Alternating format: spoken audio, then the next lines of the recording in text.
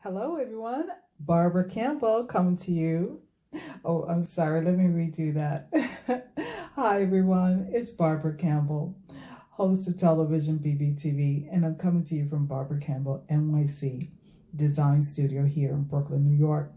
And we have our virus in our hand, and we're changing our lives minute by minute, every day. We have total disruption. I've talked about disruption in all industry and it's happening, and it continues to happen. And I think what we are seeing now, that life has changed. The way we think, how we do things, it's not business as usual.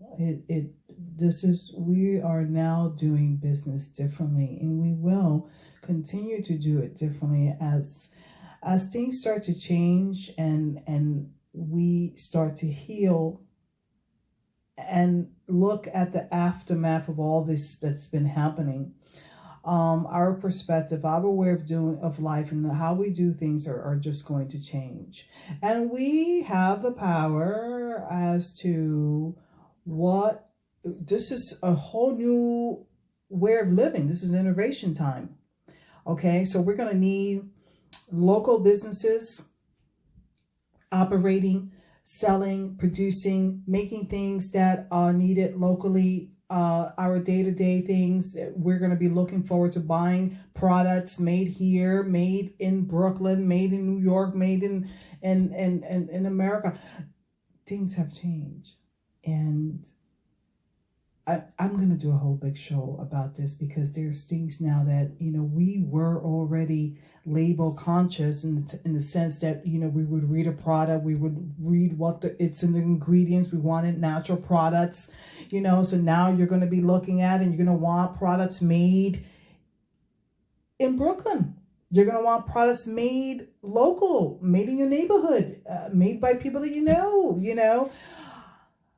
There's a lot of things that are, we're going to just focus on the positive. So there's a lot of good things that we can now start to look at and start seeing and preparing and just getting ourselves in a place of goodness. Social good is number one hot topic right now, social good.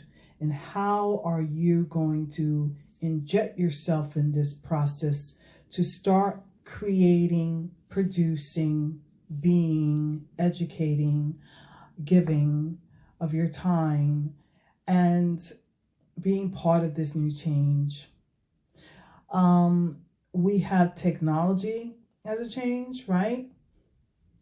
But the number one,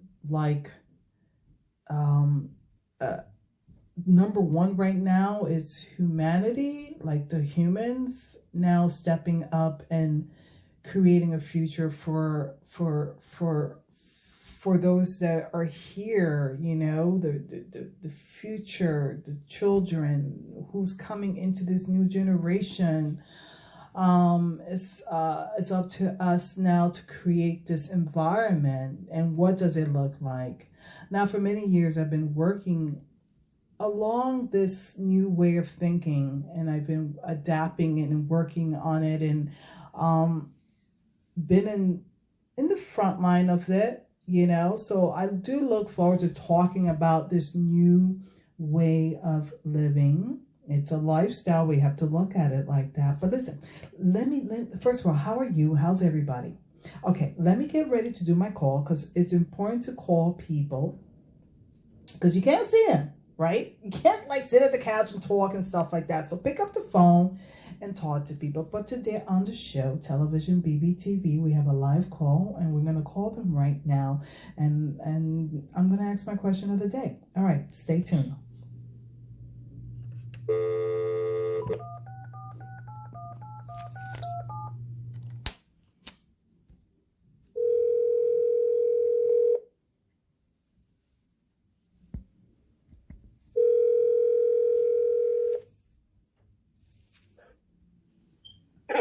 Hi, we're calling you from Television BBTV. Do you have a moment to talk to us? I'm Barbara Campbell, host of Television BBTV. How are you? All right. Well, we want to ask you a few questions. And, we're calling people today. And as you know, we are dealing with a virus. And it has changed the world. It's got to be one of the most intelligent viruses I have ever seen or ever heard of. The way it infects people left to right with an instant space of each other, that only tells me that it has to be a different type of virus that has never been seen before, or it's a virus that has evolved to only, in other words, it has become electromagnetic.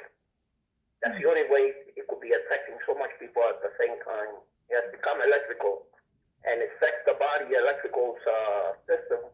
That's how, in my opinion, it infects people right away. It sticks to people like a magnet.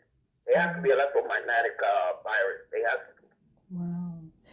How do you see that it's affecting the day-to-day, and how are we looking at the future of 2020? How do we, this new lifestyle,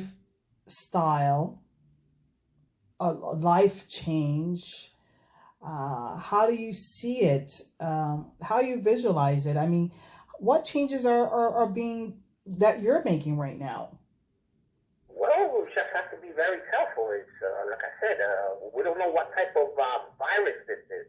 We are putting this virus into the same category as every other virus is, but I think this one is much more different, and this one is meant to be here on Earth for a long, long time. Just like the flu, or the flu of the 1990 or the 1918, has the same characteristic that it spreads within seconds. And it spreads all over quickly. And the only way to stop it is to neutralize it, or disable it, or give it a circuit breaker. That's the only thing that I can say. Give it a circuit breaker. I see what you're saying. I see the visual of that, and it's like, shutting it off. Right. And when we do shut it off, because I'm sure that they are working on finding a vaccine for this, and if not, shutting it off. And the impact of that, which is going to add to the change of lifestyle, how we do business, is not the same way, and it has changed. This is a superior virus. It doesn't accommodate any form of vaccines, which something tells me doesn't conform to any vaccine. But that we're going to have to do life changes. We're going to have, living is going to be slightly different. It's like, working hours are going, Well, the working day is going to become shorter. Right. Going to the office 9 to 5, those days are over. Right. It's over. Schools, going to schools, those days are over. Everything's going to have to be rewritten. Everything's going to have to be rewritten. School's going to have to be rewritten. There's no way the kids could be getting up at 5 or 6 o'clock to go to school. Those days are gone. It'll never be back. It'll never be back. Going to work 9 to 5, it'll never be back. Everything has to be rewrite or rewritten in laws. It's a whole total new attitude that's going to be in for a long time. Well, I think that it is give an opportunity to this new space that is being created all around the world.